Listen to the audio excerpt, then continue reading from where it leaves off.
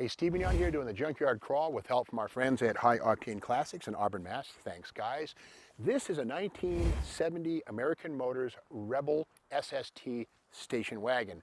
Now, if you know your AMC history, the Rebel first arrived in 1957 as a four-door in silver and gold. It was a muscle car, 327, and only 1,500 were built. And it was basically AMC's first muscle car. And of course, it probably paid tribute to the 1955 James Dean and Natalie Wood film Rebel Without a Cause. The word rebel was a buzzword, and before AMC went all economy in 58, 59, they were trying to go into the Detroit horsepower race of the mid-50s with the Rebel, and again, that outlaw brand, that outlaw name. But by 1968, 69, the Rebel became just a regular part of the AMC lineup under the Ambassador. But this here is kind of cool. It has the SST logo right here, and you might wonder, what does that mean?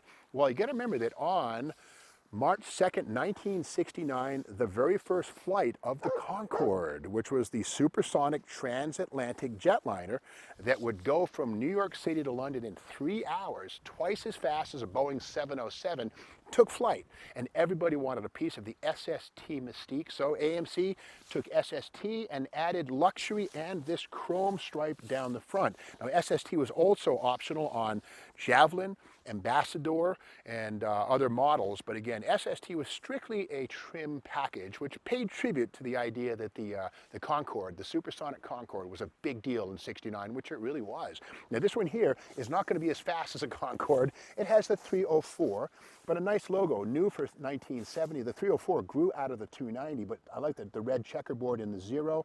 And you could also get the 390 for a mere $168 on top of this. So if you ever watched Adam 12, the TV cop show, they used to drive around in 1970 Rebels and Matadors with 401s and 390s in their cars. Pretty cool stuff. But again, this one here, I can't get the hood open, so we won't beat on it. It's not my car. But here is a 1970 AMC brochure. This is a factory brochure. And the Hornet was the new deal in '70, but the Rebel was still around in its final year. And here we have the Rebel, the space car, it says. And when you see that chrome strip down the side of the body, that means SST. Here on the left, the engines that are possible. We have the six bangers, the 304, and you know, these colors, by the way, are not the colors these would have been delivered, of course. They would have been blue, AMC blue. But again, the Rebel was available in wagon form and pretty popular. In fact, about 6,946 of this particular car, the SST wagon, were built. And you can get it as a bare bones car, again, kind of austere, baby caps, or the SST loaded out with a lot more chrome, the roof rack, all that stuff.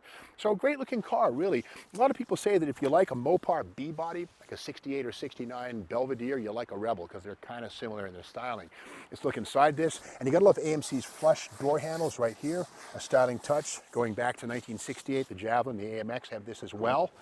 And inside, this one has the Torque Command Automatic, which unfortunately still means the Borg-Warner cast iron lung under the floor. Chrysler's Torque Flight would arrive in '72, a modern aluminum automatic transmission, but again, the Torque Command, not a bad tranny, but again, this one has the SST interior, and we can see the SST logos on the doors. And one of the things that AMC liked to tout was their safety consciousness. So instead of a protruding lock button up here that might catch you or hurt you, the lock was hidden away inside of the armrest right down here. And again, SST meant this bright work here. And again, same basic car as the basic Rebel wagon, but the SST made it a little more fun, a little trickier, kind of better looking car. In the back, again, you know, plenty of room for the family. And this is, of course, the time when station wagons accounted for about 12% of all American vehicle sales, long before the days of the minivan or the SUV explosion. And dig this tire, studded snow tire right here. And look at those things rusting away, but this is somebody's effort to get more traction in the wintertime. Not saying it's from this car, but again, we're in New England here in this yard, and studded snow tires are very helpful when the snow starts to fly. Now, this does have the factory optional roof rack, which is very helpful if you're going for a long family vacation. Think Art Griswold, which is Clark Griswold, and the National Lampoon's Vacation.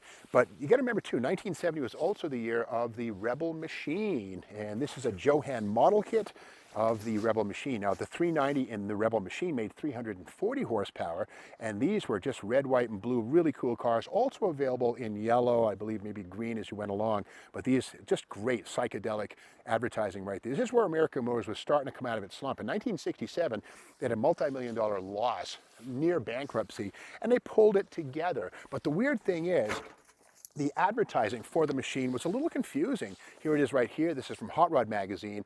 And notice how it says here, incidentally, if you have delusions of entering the Daytona 500 with the machine or challenging people at random, the machine is not that fast. You should know that. For instance, it's not as fast on the getaway as a 427 Corvette or a Hemi, but it is faster on the getaway than a Volkswagen, a slow freight train in your old man's Cadillac.